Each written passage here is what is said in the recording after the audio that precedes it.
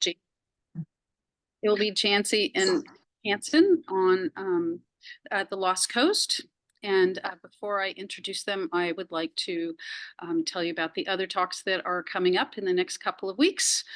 First, my name is Cindy Buxton. I'm sort of the curator, and Matthew Chilson is the library guy who runs it all and does all the technical stuff. I'd also like to thank all the presenters that we have lined up, the ones that we had earlier in this winter and the ones coming up, because it takes a fair bit of work. And I know people really appreciate hearing about the travels that they may do sometime or maybe won't do in the future, but like to see what it's like without having to do it themselves. And if you are interested in giving a talk, you can contact me. We've got 4 talks lined up for next year already, and but we have more spaces for next year and maybe a few this year. So next week we are going to have a talk by John Hansen, the meat grinder surviving Denali. The week after that, on April 10th, we will have one about the Stikine by Brian Wheat from Juneau. It's pack rafting the Stikine, the border to Wrangell, 45 miles of river, hot springs, and gardens. The week after that, on April 17th, on a Wednesday as well, George Figdor will give a talk about traveling the big world with little children. And then the week after that, we have one more tentatively lined up, and but the title will be announced later. So I will now introduce Jansy and Vince. Jansy was born and raised in Juneau. Vince was born and raised in Northern California. They met in Denali while in college and have been adventuring together ever since. Their 40th wedding anniversary was this week, and which is a big number. Congratulations. Anyway, I will hand this off now to Matt Chilson, who will tell you how this will all work for all you guys out there in Zoom. And I'm going to run off at home and join all the Zoom people and monitor it from there. So thanks for joining us, and I hope you enjoy the talk.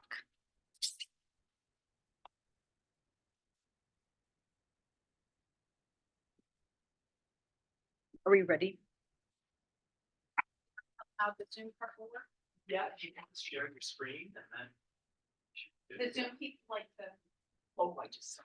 Oh, okay. All right. So I'm Jansy and this is Vince. And so the area that we went to was between Yakutat and Lituya Bay. And on this map, I realized I don't have a little pointer arrow, but if you find approximately, I guess, the sea and ocean, and if you go up to the coast of Alaska, it's kind of in that section there. So I have a little bit better image here. So if you're in the room, it's so On your computer. Yeah. Oh, you are screen share. Okay. Oh. Okay. So the reason we wanted to do this trip was, well, it's a fascinating area. I've known some people who've done it before. It's a very dynamic place. My father was a commercial fisherman, and he fished the Fairweather Grounds, which is offshore, kind of from Lituya Bay out in there. So I spent a lot of time looking at the beach. Always wanted to go, and my dad always said, "No, we're not going to the beach." We were in a really big storm once, well, more than once, but one time we ended up in Lituya Bay for about a week, sitting it out. And I always wanted to go back. My dad died a couple of years ago, and I always wanted to go back to that area. So we, after doing our research, there's some blogs online that you could find if you've been out there. There's a couple of books that's in the end of the screen, end of the slides here. I have the books on there too. But The Wildest Alaska by Philip Fradkin, and Walking Home by Lynch School, and just good descriptions of the area. So very rich and fun to read. So this was her idea, and when she first said it, I said it's too far, it's too isolated, and it's too hard to get there. But next thing I knew, she had it all fell together. So then I said, well, she says, what else? And I said, just be prepared to get wet, because I know they have outrageous weather out there. So we planned accordingly. So those were my concerns, and we'll get into all that a little more. And our original plan was to go all the way to Yakutat. Thinking, oh, I could do this, I could walk that far, but it's been years since we carried a pack that heavy. So we ended up, after some weather and stuff, we ended up shortening it up. And on the next slide, okay, I need to go. Yeah, there we go. On the next slide, Lituya Bay would be on your right at the bottom, the first little green dot. And we ended up going as far as Dry Bay, which is about 60 miles, I guess. And you could see where the little campsites are, that we got a late start on the first day, mostly because of weather. We had to wait for fog. But then we ended up with some really, a lot of rain and a lot of big boulders, and it just slowed us down. So we ended up readjusting to And we, come back out of. yeah, we Dry figured Bay. we had 10 days to go 90 miles, and I thought 9 or 10 miles a day, simple, no problem. But then after the first day, following a bear trail into the brush and having to back up and come back out, and basically not really even starting until late in the morning, realized it was going to take us a little longer. So most days there was something like that. Plus the packs are heavier and there are more boulders, and yeah, and we're older. So. All right, so we ended up leaving from Juneau. You can leave from Haines, a lot of people do. Paul flies out there, and it's a great way to go. We ended up going through Juneau. 3 of the people that we were with are from Juneau. One of them worked for Seaplanes, so we got a nice arrangement with Seaplanes to fly us out there. So that was our choice of flying out there. And so that's the fog we had to wait for. Once the fog cleared, they ran up above it and flew. On the picture on the far right, underneath the wing there, in the very end, is Jacoby Island. So you're looking out at Cross Sound. So we kind of flew, we cut in here and started flying over Glacier Bay to get to the outer coast. So, and this is some of the glaciers that we flew over going out there. The one on the left is La Cruz Glacier, which when I was a kid went all the way to the water. It's receded a lot since then. So that was just very beautiful. The flight was incredible. Right away, before we landed, we saw a bunch of sandhill cranes going in. And then that's Lituya Bay on the left, that's Cenotaph Island. I mean, on the right, on the right. So Cenotaph Island, which has a lot of historical significance if you read the book. It would take me too long to go into all of it here. Just approaching Lituya Bay, that's looking up towards the head of the bay on the right-hand side. On the left, you're looking out towards the entrance. We had a beautiful, it was calm. It's not like that out there often, but it was that day. And that's the entrance that looks peaceful and inviting, but the currents on the flood or ebb, either one, are quite frightening. You can't quite, when going in there, you can't come straight in. You have to come in at an angle and come in when it's at, not a flood, but when the tide's not moving. Can't think of the word. Slack tide. Slack tide, thank you. So anyway, Yeah, we yes. didn't, of course, everybody knows the history of Lituya Bay, the big tidal wave that came through there. We actually didn't get any good pictures of the line, but we could definitely see it coming in. And in that picture on the left, I think you can see some clear area on the opposite side of the bay where it's just alder and brush. In the 70s, when I fished with my dad, I was out there in the mid 70s, and it was really distinct then. You could really tell where but on the left is Anchorage Cove, and we ended up, I think if you go out on a plane with wheels, they actually land on that beach at low tide. But we went in with a float plane and had to watch it. Tide was dropping, so we had to, it's shallow. We had to make sure the plane didn't get grounded. So we had to haul our gear in that way. And that's the crew. So it's Vince and I, and then Christine is in the yellow shirt next to me. She's our youngest daughter. And then Anne is the middle kid. She's next to Christine, and her husband Andrew on the end. So that was it was a great family thing that we did. So you could see by our packs, we have a lot of stuff on there. So we had pack rafts, life jackets because of the water. We had lots of different things anyway. There we are, about ready to get started, cut through the trees to get up to the outer beach. And now that's right on the other side of those trees. And we didn't see all these birds at one time, but if you look closely in that picture, you can see a flock of birds. There were a lot of birds migrating at the very top left. Yeah. Lots of So, geese of all kinds. Yeah. Yeah. And it was Sure. beautiful. It was just a, That was one of the reasons we went when we did. They said that the end of April, beginning of May is supposed to be the peak of the bird migration. and the waters are low in the river, so you don't have to deal with as much river water. And also the underbrush is not leafed out, so it's easy to kind of, if you need to go bushwhacking, it's a little easier, which we did. So out there's lots of bear sign, new and old. What you're looking at there is imprints from bears. They use those same trails for hundreds of years. There's just these big imprints where they seem to step in the same steps over time. It's pretty interesting.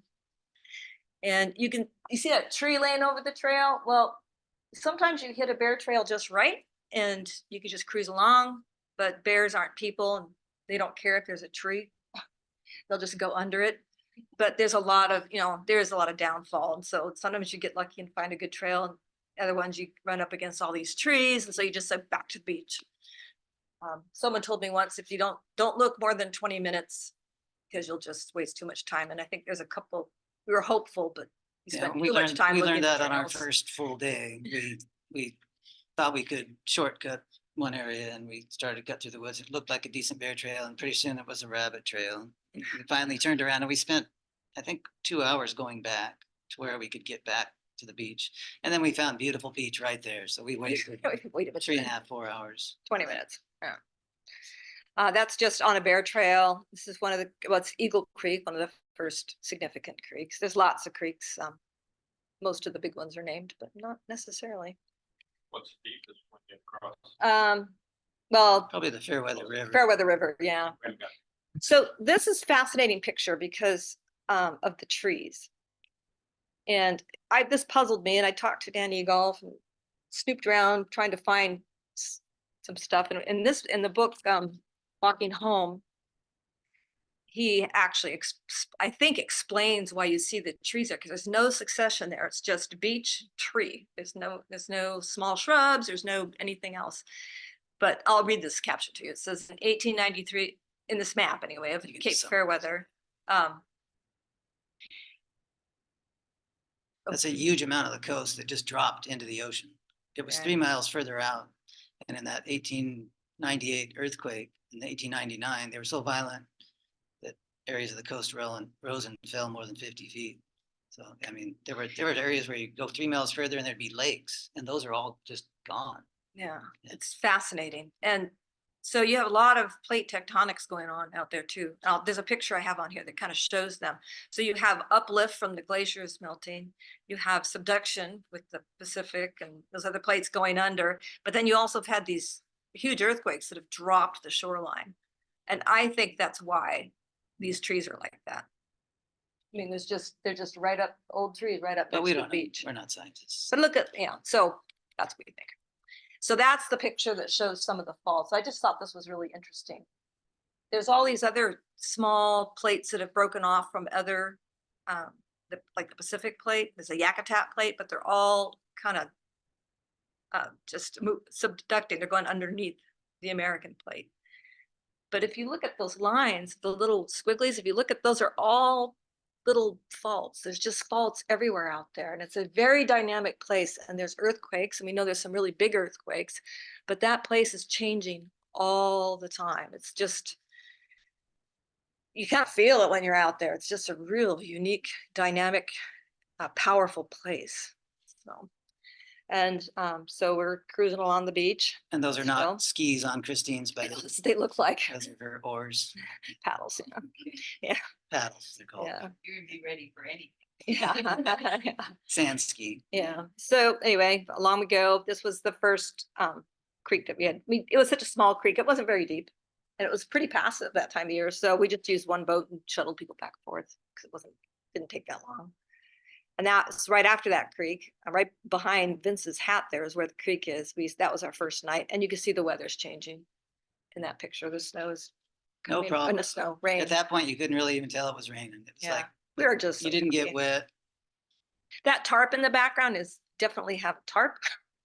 Because if for wind or rain and you don't know what you're gonna get out there, it was like, it was the thing to have. Yeah, and Yeah. you can put your poles as the Hiking pole. corners. But yeah, that tarp was a lifesaver. Mm. If we wouldn't have that tarp, there were places we would never have been able to get out of the rain. And it, well, I don't know if she's gonna say this, but it rained, it started But you'll raining see. that night and it rained hard for 3 days. Yeah, there was, And it wasn't just rain, it was real rain. And I guess they broke some rain records in Gustavus during that time period. yeah, And it's the kind of rain when you walk with poles, and I had very good rain gear on. But my arms after the second day were completely wet and it wasn't because it ran up my jacket, it was because it seeped through. So it just rained that hard for that long. and if you look at the picture in the lower left, you can see a stick with some white things on it. We did bring a bear fence with us. It was heavy, I mean, relatively speaking, it was 3 pounds. It's a backpacking one, but it did help us. The psychology of it helped us sleep better at night, I think. So anyway, they all said it was worth it bringing, so. This is the ruby sands that in that area. You see more trees on the left, and supposedly that ruby sand is from garnets that are in the soil out there. It's really A pretty. lot of purple sand. Bear tracks, and they were everywhere. I think at this point, the first day, we'd seen our first bear. Yeah, Yeah. one stuck his head out from behind a tree and then took off. So that was our Yeah. first bear encounter. Yeah. Just more sand. That log, you don't know what to expect. You talk to different people who go out there, and everybody's hike is different because nature throws different things at you. That was, we're getting close to Fairweather River here, and that looks like a tiny creek, but it was throwing rocks out of the water. There And were boulders this big that were bouncing in that creek, just rolling down the stream.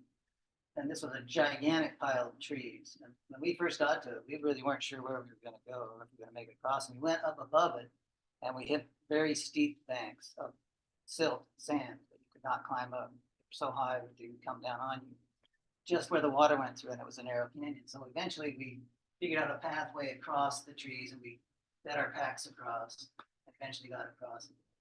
Yeah, the little stream sometimes, and it had been raining very hard for a full day by that point. So the water was really starting to come down. yeah, that was our first obstacle, problem solving. That was the second night. And this was just, the rain actually stopped for a little bit. That was nice. You can see the strawberry plant there on the right. They were starting to get little leaves, but there was a lot of those. And there's more these trees. They're everywhere out there. Yeah, those trees that Um, sunk went somewhere, I guess. So anyway, so we're ready to start another day of walking. We charged. And now we're starting to go around the Cape and hit some of those big boulders on the Fairweather. Notice on the left-hand picture, the bank, a steep bank. I'll describe that in a minute.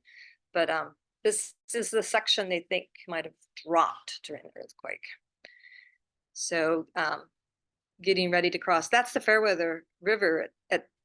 Remember, in April, there's not a lot of melt coming off the glaciers and the hillsides. So that's why it's a good time to go. I've talked to people who went out later in the summer, and can't remember which river they got turned around on, but they couldn't even cross it. I think might have been Dry Bay. And we were amateurs, we'd never really done pack rafting before. So a couple of the kids have, but it was new to us. It was nice to have a fairly mild river to do our first significant crossing. But as she mentioned earlier, we also did a lot of ferrying. And as it turns out, the parts we did, I think you wouldn't have to bring a raft for every person. You could do a lot of ferrying. I think we would have easily gotten by with 2 rafts instead of 4.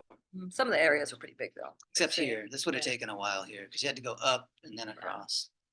Depends what you want to do. All right, so this is the one where you see the steep bank and the boulders. This is during that same time period, 1898, it should be 99, not 89. 1989. I think that's a typo. Okay, better fix that. You can see it's kind of sheared off and just more rock showing. This was the worst night. All the kids say this was the night. I was actually hypothermic. I think I was getting there. I had to warm up and drink hot stuff. I was just, So when we crossed Wiped the out. Fairweather, it really wasn't raining that hard, but you could tell it was coming on. It was building. And then we got into a long stretch where we were in the boulders. And then we got into the woods, and you know how you always find a spot to camp. There's always some flat spot where you can put 2 or 3 trees. It started getting late. It was 3 o'clock or so, 4 o'clock. And we're walking through this kind of stuff, and it's just pouring by this point. We're like, we gotta find a camp, you know? And we didn't see anything ahead. I ran ahead, didn't see anything. Finally, we just went up on this little bump up here and put the tents in the rocks. And it was probably one of the roughest camping Yeah, spots and I've it ever was slept just in. 2 tents, so the 3 kids all got to share one, and then one of their tent ended up with a leak, so they have stories to tell Yeah. about that ones, but we survived. So, the moss was soft. And she no longer had a life jacket after this point. So Yeah. it's somewhere in that area, maybe it floated We off. found somebody else's hat out there, so that's going through the woods on the left in that same kind of area, coming back down. This was the morning after the 4th night, I guess. That tarp was great because we could hang stuff up underneath there. And it was a place to get out of the rain when it was really bad. But this was just a glorious morning. It doesn't look like it, but you'll see in a minute why. It wasn't raining. Yeah, but it was just beautiful. That's why we went out of the trees there, and this is what greeted us. It's absolutely spectacular. Just wild, wild, wild. And then still going around the Cape and those huge, gigantic rocks. It took us a while to get around. Those slowed us down quite a bit, especially me. I just didn't want to fall. Yeah. And then finally we got on the right-hand side as we finally broke out of those big rocks, and man, the sun came out. We had a picnic. It was great. So that's just continuing on. The weather just kept getting better and better after that. It's just really glad we stuck with it, because we debated whether or not shouldn't we, because we knew it was going to rain, but we did. It's great. Just more of the coast. And it would be intermittent boulders, sand, boulders, sand. The closer you get to Dry Bay, though, it does just pretty soon sand.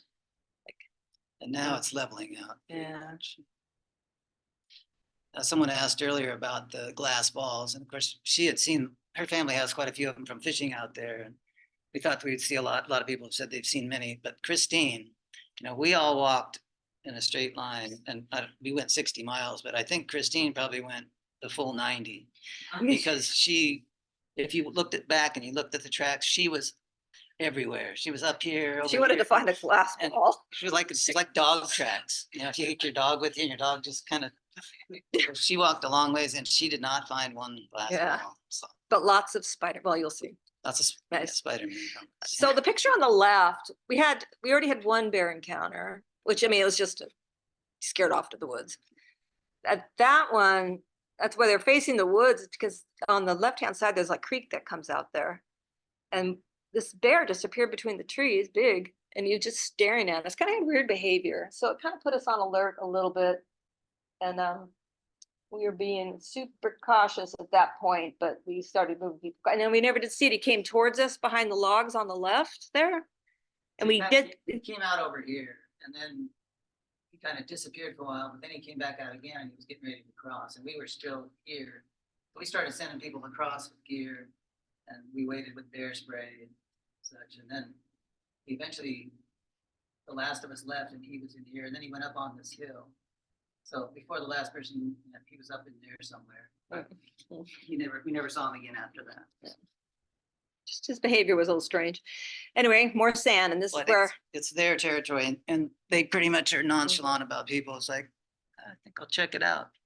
And they do. have their path and they keep to it. And if your camp's the way, they'll just walk through it. Yeah, there's some more tracks that we'll explain Yeah. in a little bit. And that's the 5th night. And notice that now on that morning, beautiful morning, there was ice on the tent. So it froze that night. You put a fire almost every night. Mm-mm. No, we only did a couple. A Just couple. 2. Yeah. Yeah. Was there any signs of other humans? We found one hat.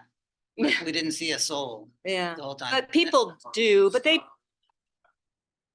just, There's lots of stuff on the beach from fishing and yeah. nets and But you traps. couldn't, as you got close to Dry Bay, it was evident that people had spent a little more time in that area, but not not much. Yeah, from Lituya Bay to at least more than halfway around Cape Fairweather.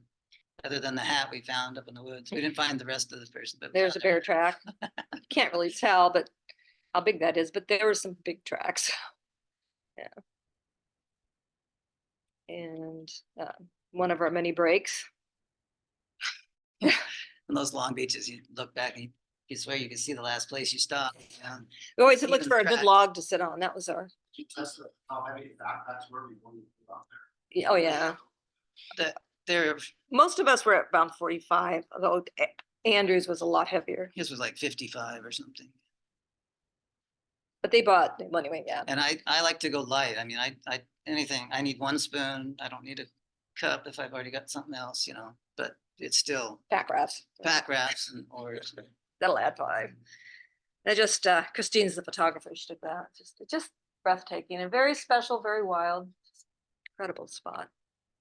Sea Otter Creek, there's a big story, if you read the books there, about a ship that a bunch of men land on the beach there. And there were some Yeah. shipwrecks. There were, all that was left really was like engines and other things, but there was evidence that ships had gone ashore. That's more of Sea Otter Creek. There's a lot of history around the Sea Otter Creek area. Off we go.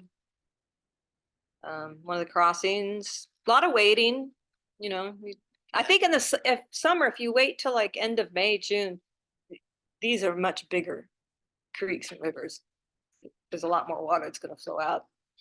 And when you get rained on for 3 days, you know, for the first couple of days, you're taking off your shoes and going across the creeks. And by the 3rd day, you're just like, if I can walk through it, I'm walking through it. So when you go, Grand Plateau Glacier is,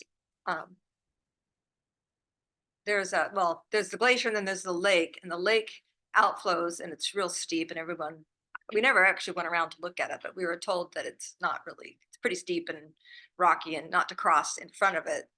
Plus everybody wants to go up to the lake anyway. So, and it's not that far up in there.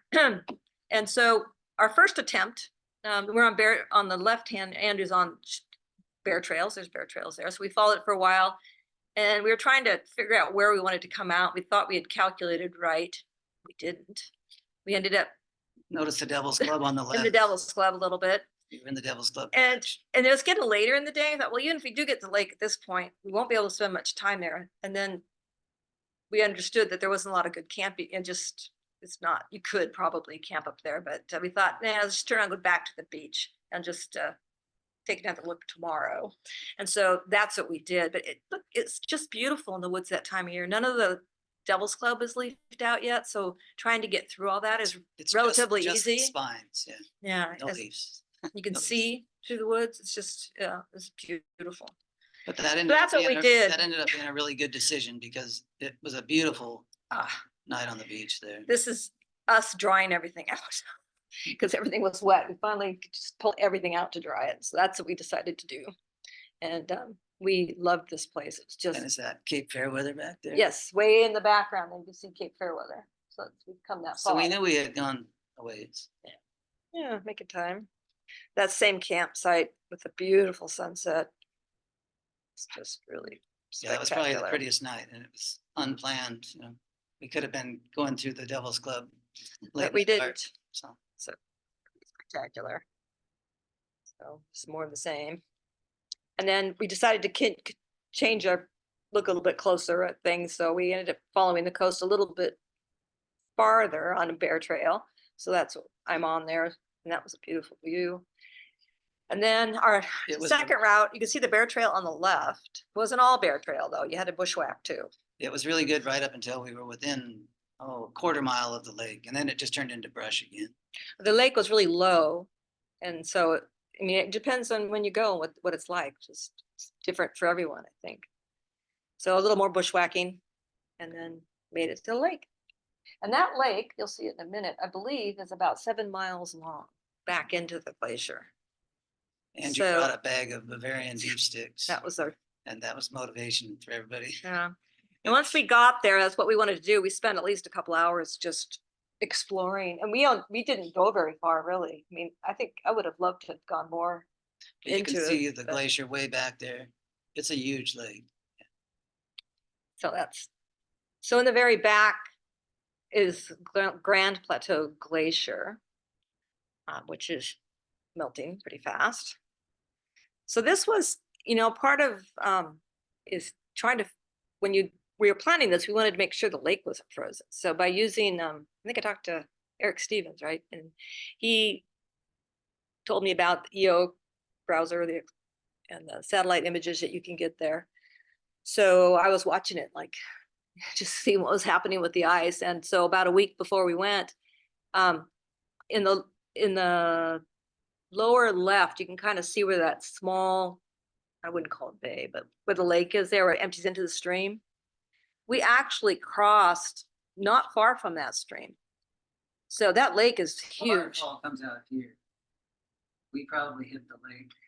And where the snow is, where it's ice still, that picture. No, no. Oh, you were closer. We're like right here. Oh, that's right. Okay, here it is.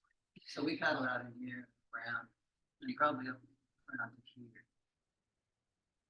And then we left out of this. Yeah. But it was really neat to be able to get an updated picture almost every day, or every couple of days from satellite. As long Do as they- the, Do they take satellite pictures of this place? They do. It's part of a Yeah. bigger picture. you could, it's a good, people do this for like, if they're scouting out areas and stuff. So that was very helpful and I would highly recommend. And so now we're going back down on the other side, and on the left, you see bear trails, which was, the walk down was great. And then we broke out on the beach. And so then we walked some more and made our camp for the 7th night. The kids called that one, bear. We had another bear approach this camp, which in the morning. And And so that bear, what you'd see is that bear approached on the beach and he was coming down the beach towards where we were. Then he would stop and he'd raise his nose and then he'd take a left turn and he'd go just above the tents and stand there for a while. And then they would walk off into the woods. And then several other nights, what we saw was the same pattern of tracks. Like even though, like while we were asleep, they would do the same thing. They'd get to a point where they could smell us. They'd smell a while, go up onto the grass and then off into the woods. And at this camp, actually to the left of our camp, there was another set of bear tracks that you could see where one had come up, and just check us out at night. Continued on. So, but they named that bear Oatmeal because it showed up during breakfast. They named it Oatmeal because it showed up during breakfast. So they named all of them, but I don't remember their names. So I'm trying to remember what else was about that. One thing I didn't show, I thought I showed it earlier, was bear tracks with wolf tracks following. It's Those, coming up. is it? Oh, Yeah. you sure? I thought I already, Yeah. okay. That's the same camp. It's more of a beach. And that's why you go right there. Yeah, that's Mount Fairweather in the background. That's, I It mean, is you get you can get up above the beach onto it looks like a big gigantic dike and you walk along that. And on the maps, I've still used the maps. I don't know how to I use have. all the other stuff. But you see this Doan River coming out. I have it. What's coming? Yeah. Yeah, Yeah. it's a big giant river. And we kind of argued about where we were. And it's just not there anymore. The Doan River is gone. Well, the terminus The of it, entrance, yeah. it goes right Yeah. into the Alsec way up. Yeah. Yeah, Yeah. so there's no exit Well, into the no, ocean anymore. yeah, it Now goes into the goes east into Alsec. the East Alsec. Yeah. So where Christine is standing is kind of like one of those sand pits that we were walking on top of. And so during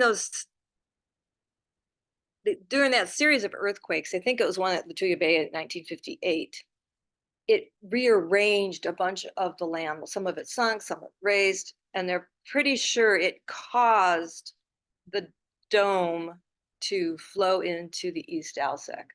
So I mean, it took a while, with the rivers changing and stuff, but it was a result of that earthquake that changed things out there. The ground changed so much. So anyway, you'll see. So on the other side of this sand spit is, oops, okay, there's sand spit still on the left. There is this. So if you go to the top of that sand spit and look over, you see that's East Alsec, but the dome now flows into the East Alsec River. We were having an argument about where to cross because I said we haven't crossed the dome yet. So, but anyway, it was. Because he it had a was paper there. map. Yeah. Others had Gaia, so. And this is where we actually saw our first cabin there was a cabin across there and we could see the metal roof. So this one, if you didn't each have a pack raft, it would have taken a long time to haul everybody back and forth. It could have been done, but it would have taken a lot of time because it's pretty big. It's Took pretty us a funny while. though. We're all paddling along. I said, boy, it's pretty shallow. And then we turn around and here's Andrew Walking walking. is Walking. one section of it, not all of it. A big part of So, it. and so once we got ashore, so you could see Fairweather Range in the back, it was just, and actually we sat in our boats and just kind of soaked it in because it was just so beautiful. And then once we started walking on some of the Yeah. little dirt roads and stuff that are out there, I guess it's, So the other thing we saw, like, it was, we could see that they were four-wheeler roads. We thought, oh, awesome. We're on roads from here on out, no sweat. So we get over there, we start walking, and we go around one corner, and this is what we encounter. That's what the four-wheeler road looks like. and I it's guess, like- yeah, and there's, notice on the sides, you're really not gonna walk on the sides either, so. and someone told us there's a section there that actually just, it happens every spring and it can get up to 6 feet deep. It's pretty amazing. So anyway, slosh, slosh, slosh. We're getting this, we're headed towards the airstrip is what's happening here. So we knew we had one more night, so we just pulled off and the roads and found a place to camp. And heard the wolves. And the next day, a little more. We could have gone probably to a closer airstrip, but we changed our plan, and John, Christine's husband, was kind of our contact person, and he was one that was kind of arranging stuff. So we didn't have a communication directly with the pilot as to which airstrip, so we had to kind of figure out. We were communicating with him That- through our inReach. Yeah. So anyway, so we just decided to drive, the one that the rafters use. We could have probably gotten one closer, but anyway, But we wouldn't have There we gotten to go. walk through all those neat I little think rivers. at that point, I decided not to take my boots off anymore, just sloshing. I'm gonna get there when we go together, and finally to the airstrip. And so John got Southeast Aerial out of Gustavus, Chuck, to come pick us up, and we all fit in there with all our gear. It's amazing what he put in that 206. I couldn't believe it. Yeah. It was like, just got in and took right off. So we had a couple hours before it showed up, so we were just eating whatever we could find. But the flight out of there was phenomenal. So on the left is the Alsek River and the lake. And if those of you who raft kind of recognize door 1 or door 2 and door 3 there, they call it. Where that sand is, little island there, it's all got sand on both sides of it. The ice is bunched up. That's in the summertime all flooded. That's all river. And because, it's winter, things aren't flowing. The other interesting thing here. What? Are you done talking about Not yet, yeah. But so that's all exposed, but also the color of the water, because I did that a couple years ago. I rafted that, and it's all that slate gray river water. The blue in that was just incredible, but it was just from the sky looking down on it, just took my breath away. It was just gorgeous. Did you want to add to that one? that? I wanted to talk was about- just gonna talk- Okay, Basically, this is the, Grand Plateau Glacier. it goes way across here. This is part of Grand Plateau Lake. This is where we were in those other pictures, floating around back here. But this is receding, what they expect. Eventually, they say within 10 years. Well, I just recently read it could be a couple decades. But, Well, it is receding. If it recedes far enough, eventually these two are gonna join. And the LSEC may go out that waterfall. The- Maybe come. the scientists are saying that the Grand Plateau is steeper and it'll move faster and water will go that way. So, in that, if you look on the picture on the left, it's a huge lake, the Alsek Lake. That water is all gonna dump. It's all gonna go flow out that way. And they think, you don't know until it actually happens, but that would change Thanks, the Matt. whole life on the Alsek. With all the fish camps that are down there, all the rafting companies and businesses that are out there, it has potential to make a huge impact, but you never know until it actually happens, And it but could be in our lifetimes. yeah. So, and then the flight back from Dry Bay to Gustavus was over Glacier Bay, and we only stuck one picture in there because it was, I don't know, we have so many glacier pictures, but it was a beautiful flight. And that's the whalebone at Barlow, yeah, Cove. And Noticed how hunched over I am in the picture. so, And then, let's see, that's just flying back into Juneau. Like I said, some of you weren't here, but we flew with Southeast or seaplanes because we were coming out of Juneau and we had a connection through that. But there's like Paul flies out of here too. So I've gotten the 2 books that I listed up there. Walking Home, it's a memoir, very good book. Both those books are really good. Yeah, I think of most, things. Anyway, yeah, I guess that's all I really have. Is there any? I guess just on her list there, she again mentions the tarp. Again, that tarp was a lifesaver because on those heaviest days of rain, we could actually stop and have lunch and watch the water shed off the side of that thing. And it actually made you feel pretty warm. And we, amazingly, the bags that we had, I mean, my bag wasn't wet on the inside. It's a little damp on the outside. And the sock thing that she has there, Our we each kids. had a pair of socks in our bag to see who's would stay dry. I had an extra pair of dry socks on the last day that was still in my sleeping bag, so it works. It worked out. But the yeah, you don't want to bring down. And Tidal information was important for, sorry, for going around. Well, for the rivers, we didn't have to cross any big rivers, but if you are going to cross like Dangerous and the Alsek River, or if you're going to go across Lituya Bay, if you do that, you need to, I don't know enough about that, but you want to be way away from the entrance to do that. You want to make sure you're crossing at a good time, slack tide or whatever. The communication device, of course, I think now most people around here are pretty good about having something with them. You And didn't have a sat phone, just we just had it in reach, yeah. Weight, you go through this whole little thing with weight. We probably had more weight than, I know, I was gonna say, the one thing you and I did, we had really kind of a light dry bag. And that's what we put inside of our backpack and put everything inside. So it added to the weight a little bit, but it was worth it. A dry bag inside. So, it depends on your pack. We had old packs. That was our way of solving it. and we used about going back to the Paris slide. Oh, yeah. I think it was one of the very first slides. That's what I think so too. Sorry, don't nobody get sick. Jansy, was this your guys' idea and you invited the girls, or was it? It was my idea. In the very beginning, I've always wanted to go back out there, and people do. I know of other, there's probably people sitting here might have been out there. And so I've just always wanted to go back out there after being out there as a kid on a boat. And no, it was early on. Sorry. I think it was Ruby Sands, maybe. Right there, actually. Yeah. You can see the bear tracks on the far left and then the wolf track next to it. But you saw that everywhere. yeah, they're 10. And And so we used an inReach, but we had one person that we communicated with, and that person would let other people know.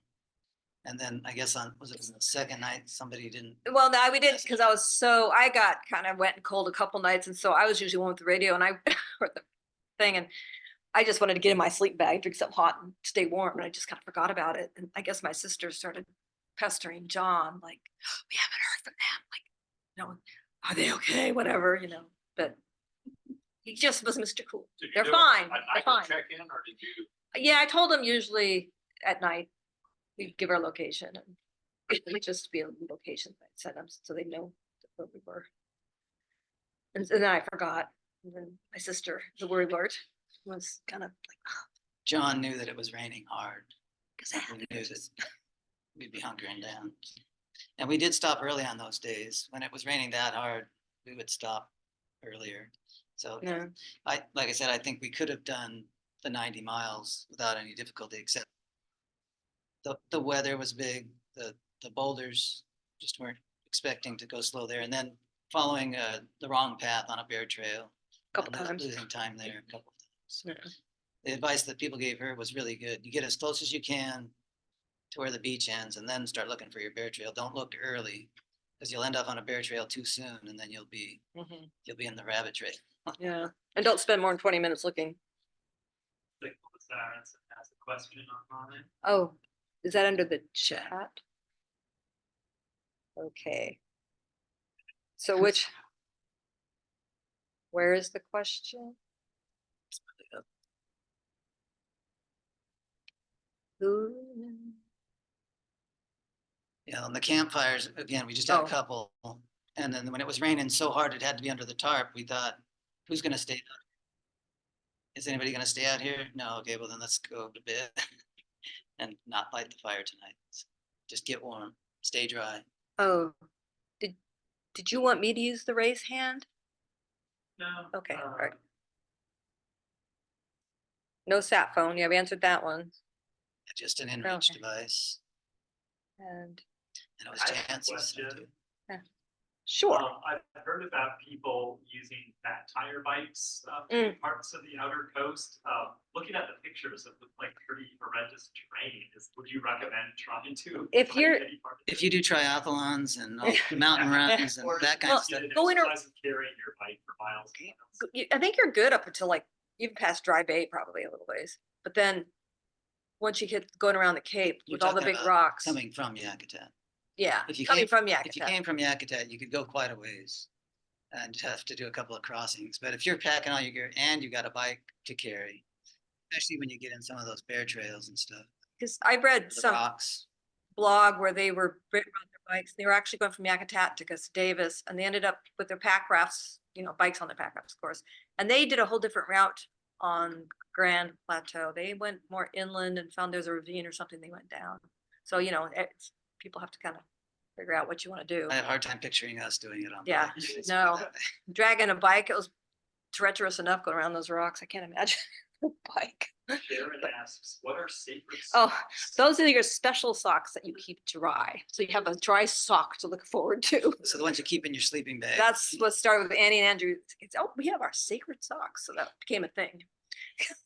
And I had dry socks at the end, so it worked for me. But it was really just a really wild place. And And I was able to also share related to the sock thing. I had some really nice wool and I had an extra shirt in there and that got borrowed by people. So the wool oh yeah, stayed me. warm no matter what. So tides, yes, we did pay attention to the tides going around the Cape, especially. And we ended up not crossing the Alsek or Dry Bay or Dangerous River, but you do want to watch the tides for that. Yeah, you want to do those on. You want to know what's happening with the tides for sure. Oh, was he not the beach otherwise? Well, otherwise the beach is fine. There's plenty of beach, but I guess there have been stories of people getting caught. And if it's high tide with a big storm or something, and some of that surf's going to come in right on those steep banks, and they've kind of got chased up on the. There were probably on the two ridge. places in the rocks where if the tide had been higher, we might have had to wait a little bit, but for And the it- most part, it was open. And it just switched. Like we were planning on it not being high yet. And so I think it was just starting to come up when we finally got around it. So we did pay attention to that. And how the tides interact with the rivers. Like when we went, the rivers actually, I think even the Alsek looking at it, probably hardly had, relatively speaking, not that much water coming out of it. So if you're going later in this, like in May or even in June, that's going to look completely different. And you're going to have to make some other considerations, I'm sure. So. How were the insects? Were there bug issues? Not in April and May. It was glorious. Remember, No. Yeah, it was a little frosty at times, but no bugs. And it's a great time because of the birds and not much undergrowth, and the rivers aren't real high. that first day Good time. leaving Lituya Bay, just the sound of the birds is just so prevalent. I mean, just one flock after another, just honking and going by. And then when that rainstorm moved in, we didn't see as many for a couple days, kind of slowed down.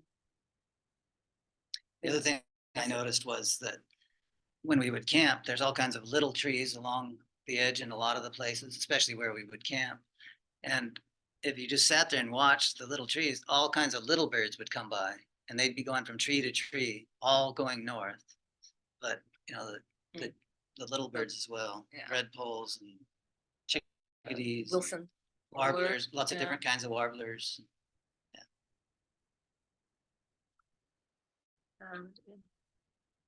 Had a dipole tarp tent. What's that? which one are they referring to? I'm wondering if it's that's the gray one, maybe. Well, the tarp The tent. gray tent in that picture, I don't know. It was, the ultralight thing that Christine had. That, I'm sure what I don't that know, we is. didn't have trouble with them. But setting them up. our tarp was just a flat tarp, and we used our poles in the corners, and then you could run a string off of each one. And it worked well, even in the wind, it held up pretty well. Yeah, and there are other people sometimes have different tent situations, like they'll just use a midi or a, everybody under one kind of tarp or something, but we just decided to do it this way, so everyone with their own space, I guess. Other questions? Thanks all for coming. Yeah, it's been fun. It's definitely a fun trip, and I never would have thought, I probably never would have done it if she hadn't said we were going, so. Yeah, if you do it though, make sure you know who you're going with and what they're capable of, because it can, you don't know what's going to happen, and you're out there. That was the other thing that I guess one of the greatest most rewarding things for me was having my two daughters with us and just seeing them just push through it like it was just no big deal. I never felt nervous or afraid or for them. Like, you always worry about how many people you're gonna have to take care of on a trip. And, Jansy got a little cold a couple of nights, and they immediately were plying her with tea and everything. So Yeah. they were just a great help, and it was nice to see that they were pretty tough. So Yeah. it was good. Yeah, like I said, it's everybody who goes out there, it's just a real special place, but you do need to plan for it and plan for any kind of weather. You just don't know. Thanks. Thank you. Yeah, thanks. I don't know. We haven't, Our we haven't, ideas are open. We're open to suggestions. Yeah. yeah, You're welcome. thanks. What kind of temperature was it? It Being in fluctuates. the Spring.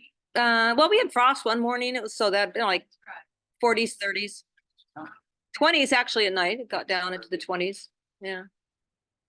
So, Because, yeah, Yeah, the coldest was probably 23 or something degrees. and you're out there with all those glaciers though on that front. It's cold. not Yeah. a lot of sunbathing, even on the sunny days. Yeah. It's not that warm, except when we got to the Dry Bay Airport. It's actually warm up there inland a little bit in the grass. It's actually warm. quite an experience. Yeah. Was it what you thought it would be or? Yeah, Yes. it really was. Mhm. Yeah. It I was. knew we would be challenged, and we were a little bit. Mhm.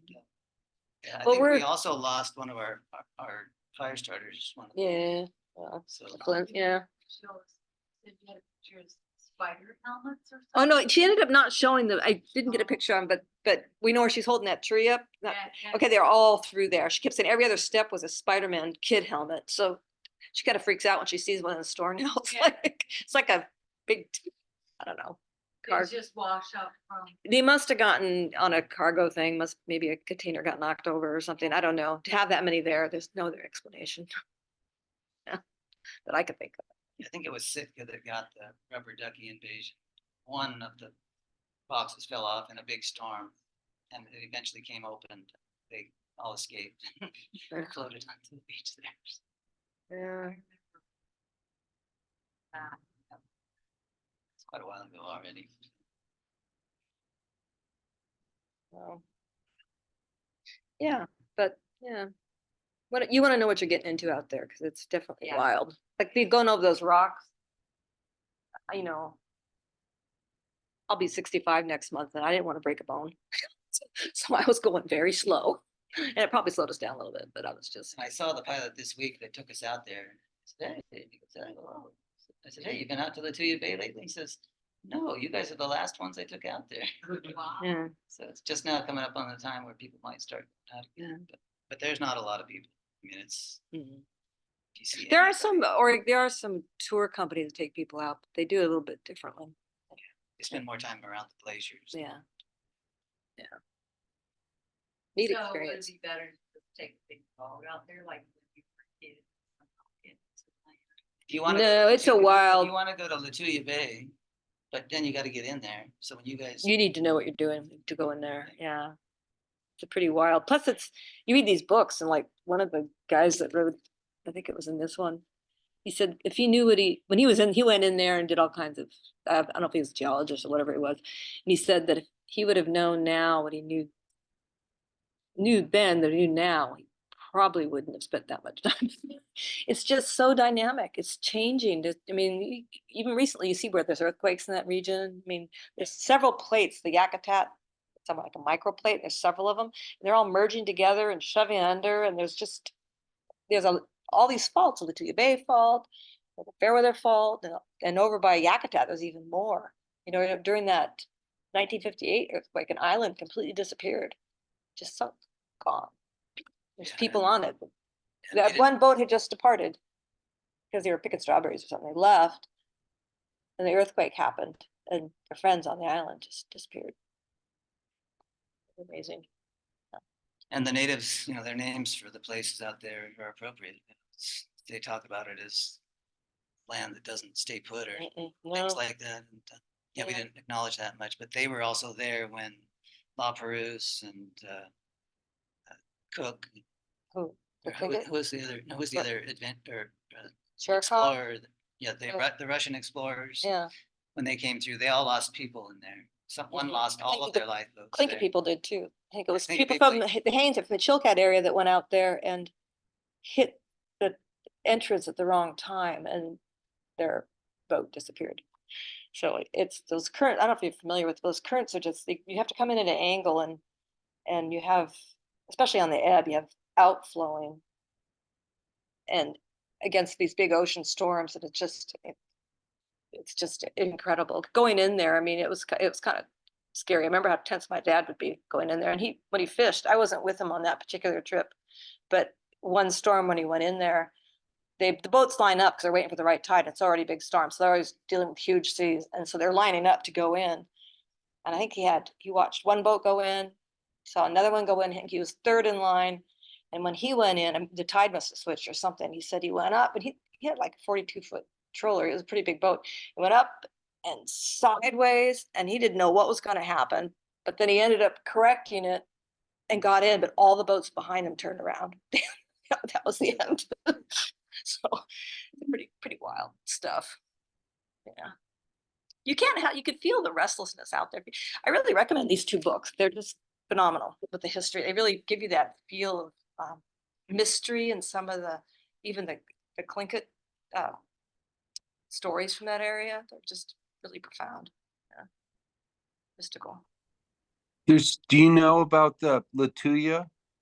I think Lituya is actually so that apparently it was like a bear, I think, Yeah. and it was a messenger. So if the Tlingit people weren't behaving, then what the Lituya would do was would like take the surface of that bay and shake it like a rug. And so because they were so used to so many those the big waves, because it has a history, long history, because the Fairweather Fault is so active. Yeah. They have that like a cave up there, and they talk about how the bear comes out, shakes it. Yeah. Yeah, and Stuart. There's also, they Stuart- say there's a spirit that's on that, one of the spirits that's on Fairweather Mountain. If you can see the peak, they had a name for it. I can't remember what it was, but it was good for canoeing. If you could see the peak, then the canoes could go out because it meant the weather would be acceptable, I guess. Anyway, it's kind of neat stuff. Thanks. Yeah. Oh, yeah, thanks. Hey, right. I guess I'll stop right here. Can I write down your book names? Yes. Real quick. Yeah, and actually I can check them in. I'm done with them too. So